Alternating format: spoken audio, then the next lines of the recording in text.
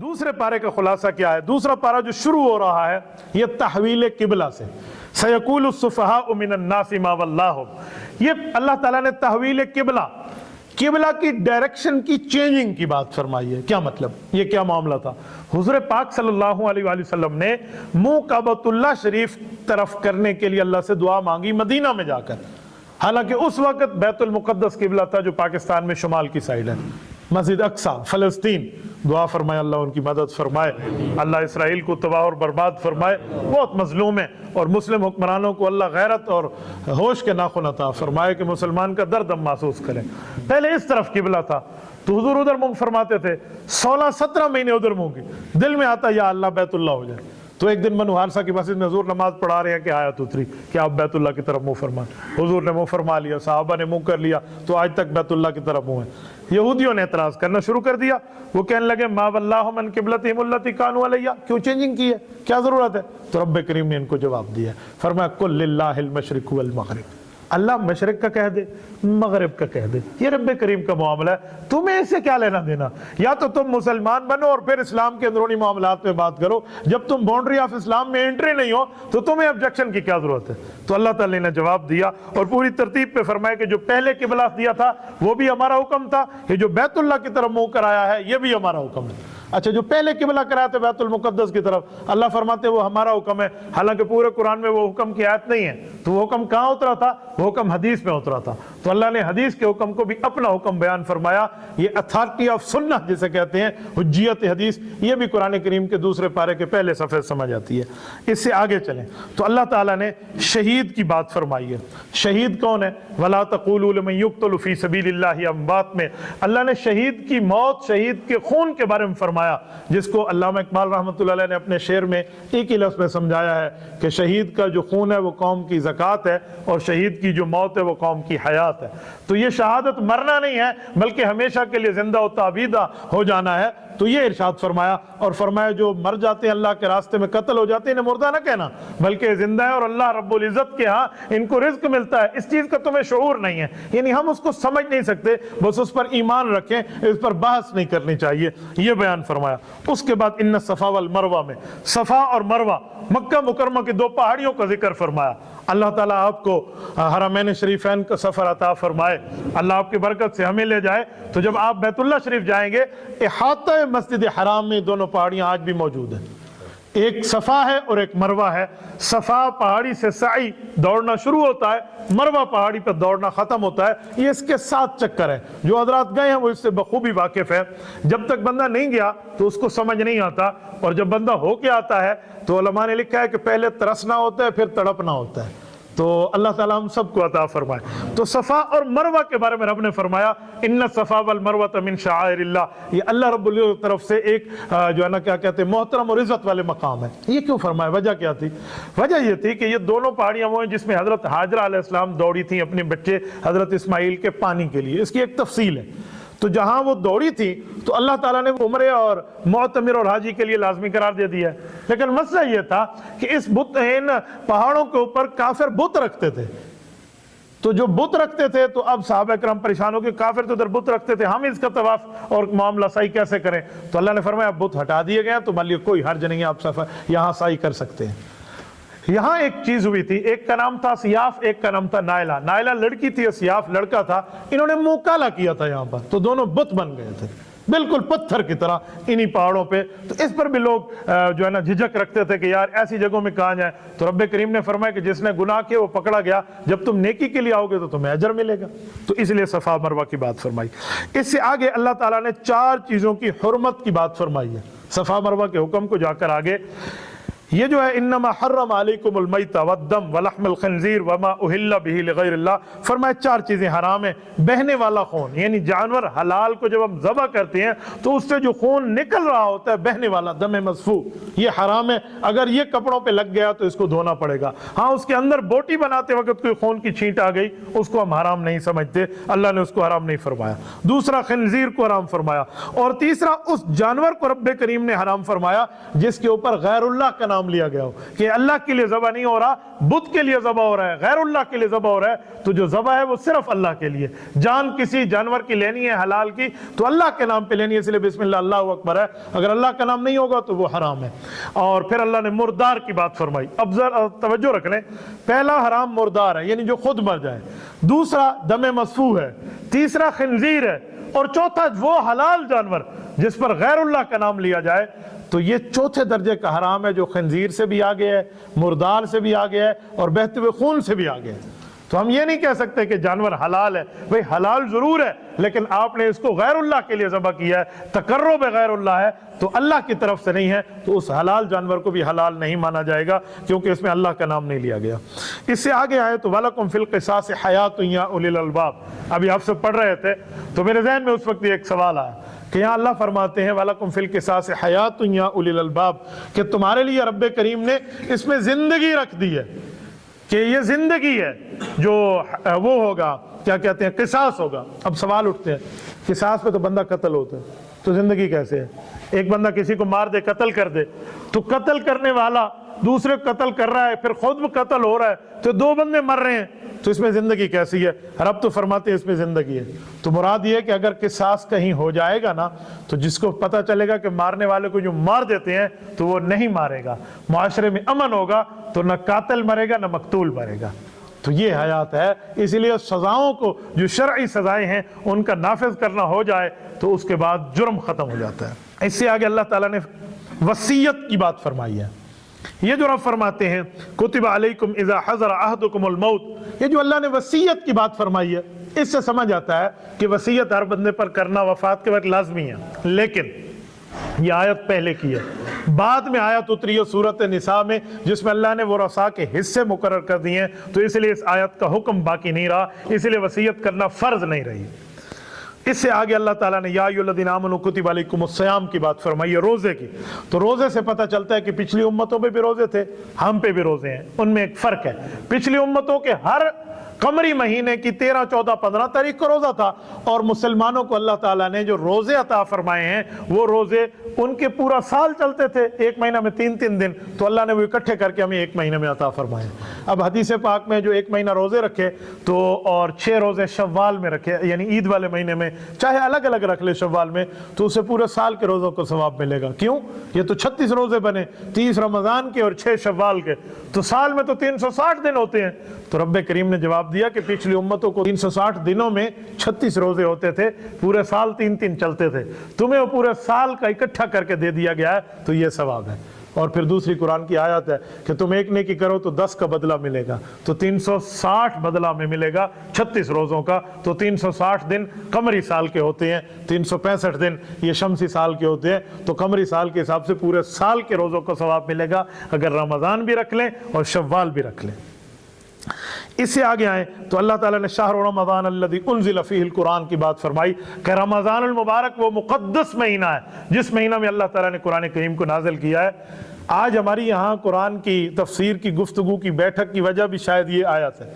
آج صبح ہم بات کر رہے تھے کہ دیکھو اللہ نے رمضان اور قرآن کو اکٹھا جوڑا ہے، تو اس لیے بہتر ہے کہ ہم قرآن سنتے ہیں تو کسی ماہر سے اس کا ترجمہ اور تفسیر بھی بندہ پڑھ لے تو تاکہ سمجھ آئے کہ ہم کیا سن رہے ہیں۔ تو اللہ فرماتے ہیں میں رمضان اور قرآن کو اکٹھا جوڑ دیا ہے، تو اس لیے اس سے بہتر ہے۔ اور یہاں پہ جا کے پھر اللہ نے آگے وَأَنْتُمْ عَاكِفُونَ فِي الْمَسَاجِدِ میں اعتکاف بیان فرمایا۔ یہ جو اعتکاف کا مسئلہ ہے یہ بھی سمجھ جائیں، اعتکاف مسجد میں ہے مرد کے لیے، عورت کے گھر میں ہے۔ مسجد میں جو اعتکاف ہے روزے کے ساتھ اعتکاف ہوگا تو وہ اعتکاف مسنون ہے، کوئی بغیر روزے کے اعتکاف ہے تو وہ نفلی اعتکاف ہے، ورنہ 10 راتیں جو نبی پاک صلی اللہ علیہ وسلم نے یہاں اعتکاف میں بیٹھے ہیں تو اس کا بہت بڑا اجر اور ثواب ہے، اس کا ذکر فرمایا۔ اس سے آگے یسألونک عن الاہلہ میں اللہ نے چاند کے مہینوں کی بات کی ہے کہ چاند کے اعتبار سے مہینہ کیا ہوتا ہے، تو پتہ چلا رمضان ہو یا حج کا معاملہ ہو یا اسی طرح باقی عدت کے معاملات ہوں تو یہ چیزیں اسلامی مہینوں میں چاند کے اعتبار سے دیکھی جاتی ہیں، تو اللہ نے اسی لیے اس کی بات فرمائی۔ آگے وقاتلوا فی سبیل اللہ میں اللہ نے قتال کی بات فرمائی ہے۔ قتال فی سبیل اللہ، جہاد فی سبیل اللہ، یہ نماز کی طرح فرض ہے جب فرض ہو، تو اسی لیے فرضیت پر میں ایک جملہ آپ کی خدمت میں عرض کرتا ہوں۔ نبی پاک علیہ السلام نے مدینہ طیبہ میں 10 سال گزارے ہیں اور اس میں جہاد فرض ہوا تو حضور پاک کے 27 جہاد کے سفر ہیں، تو 10 سال پر 27 یہ تقسیم کریں تو جواب آتا ہے ہر 4 مہینے بعد حضور کا ایک جہادی سفر ہے۔ تو جہادی سفر نبی پاک نے کیا ہے۔ اب سوال اٹھتا ہے جہاد کی کیا ضرورت ہے؟ جہاد کی 2 ضرورتیں ہیں۔ نمبر 1، کافر اگر اسلام کے مقابلے میں طاقتور اور وہ اسلام کو گرائے تو کفر کی شوکت کو توڑنا چاہیے۔ اور دوسرا کیا معاملہ ہے؟ دوسرا یہ ہے کہ اگر کافر مسلمانوں پر ظلم کرے تو ان کا جواب دینے والا بھی تو کوئی ہو، تو اس لیے جہاد فی سبیل اللہ ضروری ہے۔ اس کو آپ یوں نہیں کہہ سکتے کہ خون نکل رہا ہے، مارنا ہو رہا ہے تو غلط ہے۔ دیکھیں بعض اوقات خون نکالنا ضروری ہے۔ اگر انگلی میں اللہ نہ کرے کینسر ہو جائے تو جس انگلی اور ہاتھ کی ہم حفاظت کرتے ہیں پیسے دے کر پھر اس کو کٹواتے ہیں، سرجن کو کہہ کہ یہ آپریٹ کریں، کاٹ دیں۔ کیوں؟ یہ پورے جسم کے لیے درد سر بن جائے گا۔ تو اسی لیے اس کفر کی شوکت کو توڑنا ضروری ہے جو پورے عالم اسلام کے لیے درد سر بن جائے۔ اور اس کے آگے اللہ تعالیٰ نے حج کی بات فرمائی، الحج اشہر معلومات، یہ تقریباً آدھا پارا ہو رہا ہے، دوسرا پارا۔ یہاں حج کی بات فرمائی تو حج میں 1-2 باتیں سمجھ لیں۔ حج میں اللہ تعالیٰ نے 5 دنوں کی بات فرمائی ہے، 5 مقامات کی بات فرمائی ہے، اور اللہ تعالیٰ نے 7 عبادتوں کی بات فرمائی ہے۔ یہ جو حج ہے 5 دن ہے، 5 مقام ہیں اور 7 عبادتیں ہیں حج کی۔ یہ میں آپ کے سامنے پڑھ دیتا ہوں۔ اللہ تعالیٰ نے جو 5 دن مقرر فرمائے ہیں، 8ویں ذی الحجہ، 9ویں ذی الحجہ، 10ویں ذی الحجہ، 11ویں ذی الحجہ اور 12ویں ذی الحجہ، یہ ایام حج ہیں۔ ایام حج یوم الترویہ 8 ذی الحجہ سے شروع ہو جاتے ہیں، اور 8 ذی الحجہ کو حضور پاک علیہ الصلوۃ والسلام نے مینا کا سفر فرمایا ہے۔ اللہ تعالیٰ آپ سب کو حج کی سعادت عطا فرمائے۔ میں حج پڑھتا تھا کہ حج ہوتا ہے، پڑھتے پڑھاتے تھے۔ جس دن یوم الترویہ میں ہم مینا جانے لگے نا حج کے سفر میں اللہ کی قسم اٹھاؤں تو میں حالس نہیں ہوں، اس دن سمجھ آ گیا کہ حج کی کیفیت ہوتی کیا ہے، پڑھنا پڑھانا کسے کہتے ہیں اور حج میں چلنا کسے کہتے ہیں۔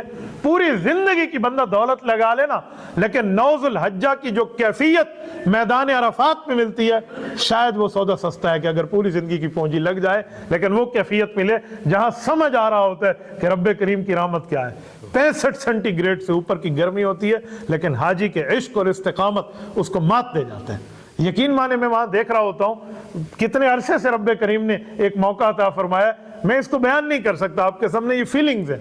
آپ کو میں کہوں نا چینی اور آم کے میٹھے کا فرق بیان کریں، آپ کہیں گے بیان نہیں کر سکتے، کھا کے دیکھ لو۔ تو حج اور عمرے کی جو کیفیت کا فرق ہے نا وہ آپ کر کے دیکھیں گے تو سمجھ آئے گا۔ تو اللہ نے 5 دنوں کی بات فرمائی، پھر رب کریم نے 5 مقامات کی بات فرمائی ہے۔ حج کے 5 مقامات کیا ہیں؟ بیت اللہ ہے، صفا مروہ ہے، مینا ہے، مزدلفہ ہے اور عرفات ہے، یہ 5۔ اور اس میں 7 قسم کی عبادتوں کو اللہ نے ذکر فرمایا۔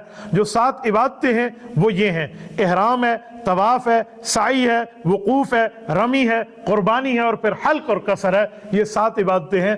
حج کر کے بندہ آ جائے، حدیث پاک میں ہے جس نے حج کیا، حج میں کوئی گناہ نہ کیا، یہ آدمی ایسے لوٹے گا جیسے آج ماں کے پیٹ سے پیدا ہوا ہو، اس کے اوپر کوئی گناہ نہ ہو۔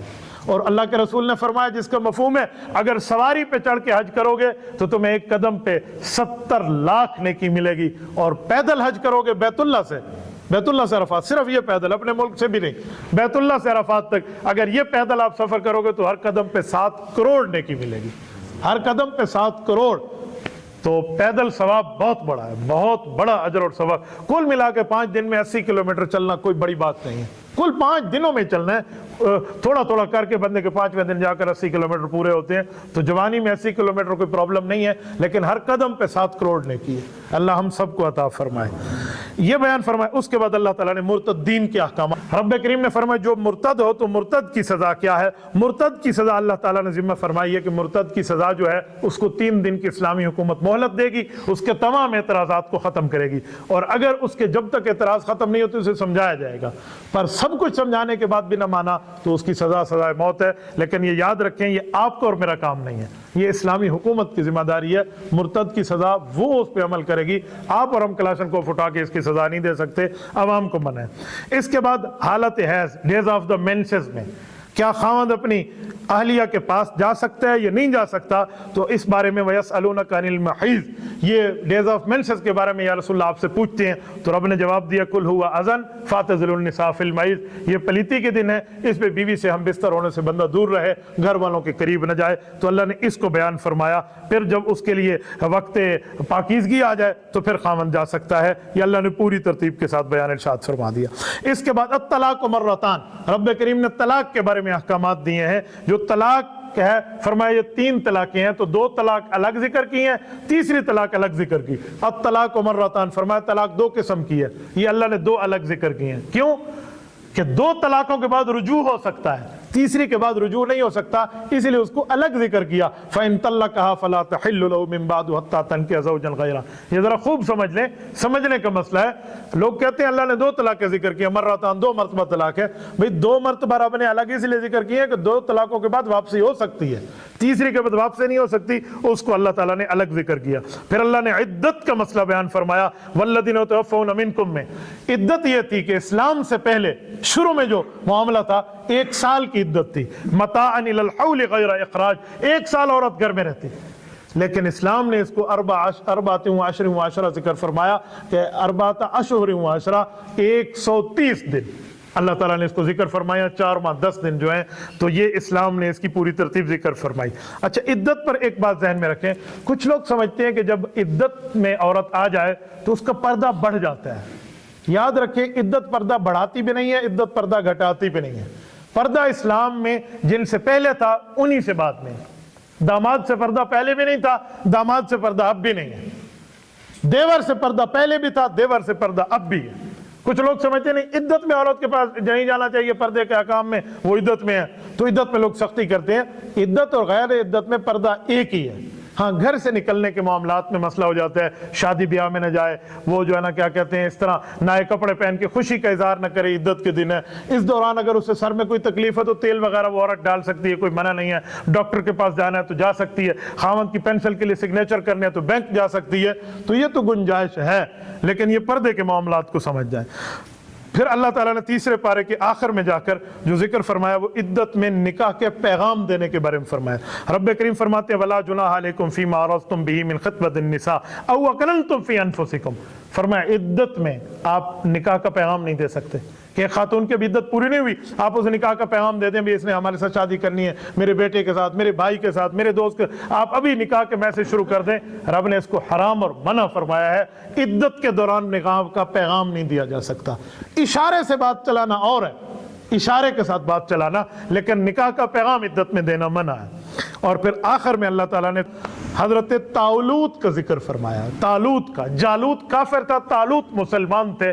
یہ حضرت داؤد علیہ السلام کی امت کے ایک بہت بڑے ولی اللہ ہیں، تو انہوں نے جالوت کو قتل کیا اور جہاد کا حکم کے ساتھ اللہ تعالیٰ نے ان کو کامیابیاں عطا فرمائی، تو اللہ تعالیٰ نے ان کا ذکر فرمایا، اور اسی پر دوسرے پارے کو اللہ پاک نے ختم فرمایا۔ اللہ پاک آپ کو اور ہمیں قرآن کریم سمجھنے کی، سمجھانے کی، عمل کرنے کی، اور اللہ ہمارے اس نیکی کو قبولیت کی توفیق عطا فرمائے۔ وآخر دعوانا ان الحمد للہ رب العالمین۔